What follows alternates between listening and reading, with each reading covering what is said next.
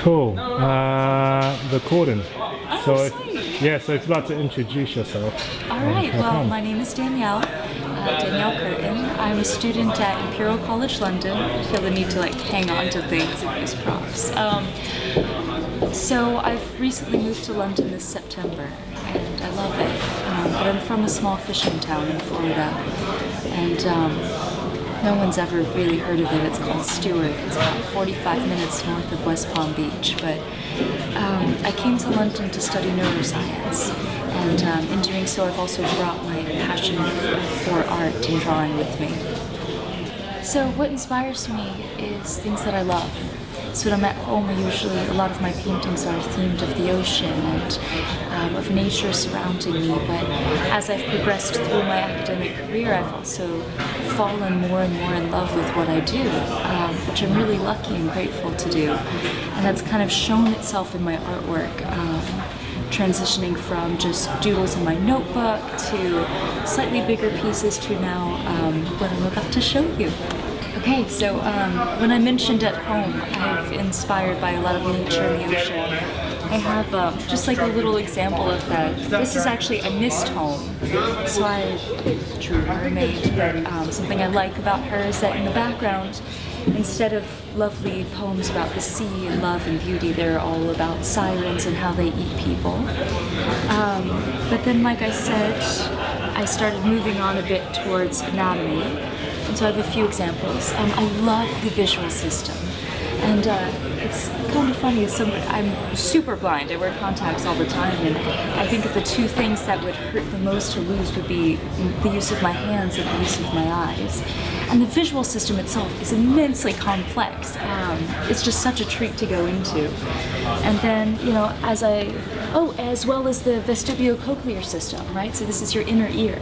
And a lot of inspiration for these two paintings, or even this one of the brain, is just a lot of old school medical textbooks.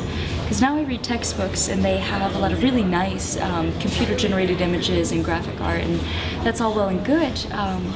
But I think there's a beauty in the old Sabata-styled illustrations that I tried to recapture a lot. And then, I would also continue with it. I even brought one of my notebooks, because in class, when you're learning neuroanatomy and things like that, one of the best ways for me to learn would be just to draw,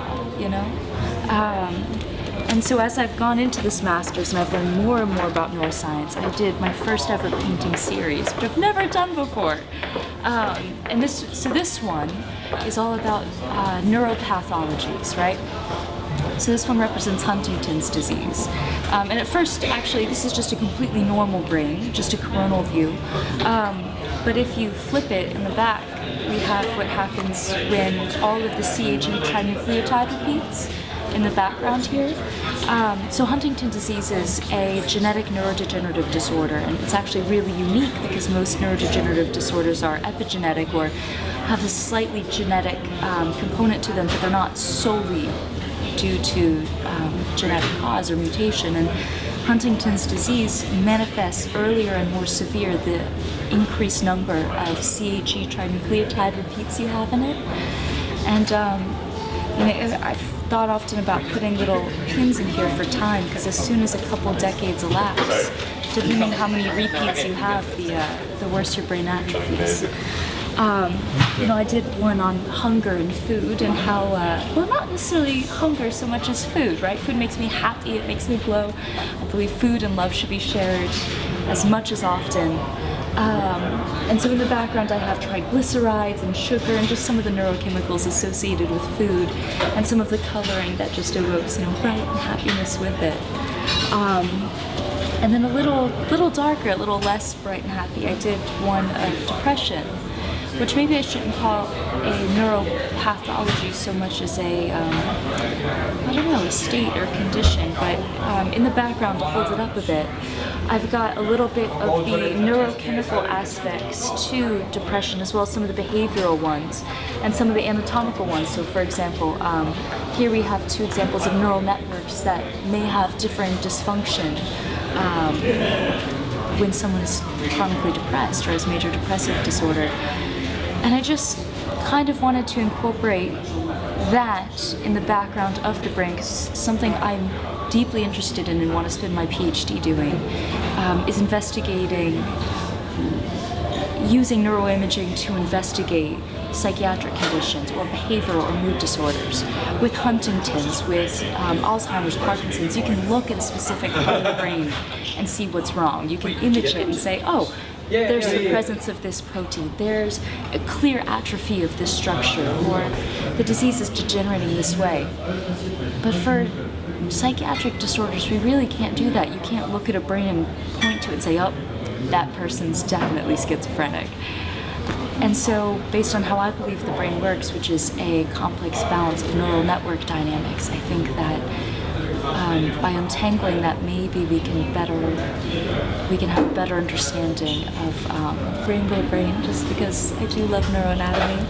And the last one, and my favorite, is my traumatic brain injury painting. So I work in a traumatic brain injury lab currently, and my research is focused on a traumatic brain injury population. So I drew the brain, and since most traumatic brain injuries are in the UK are caused by road traffic accidents, and specifically bike accidents, I put red paint on my tire and I ran this canvas over, and I just love it. So if you like my art, or if you want to talk neuroscience, feel free to email me at Danielle, Danielle, .Kurtin, Kurtin, the number 1 @gmail.com.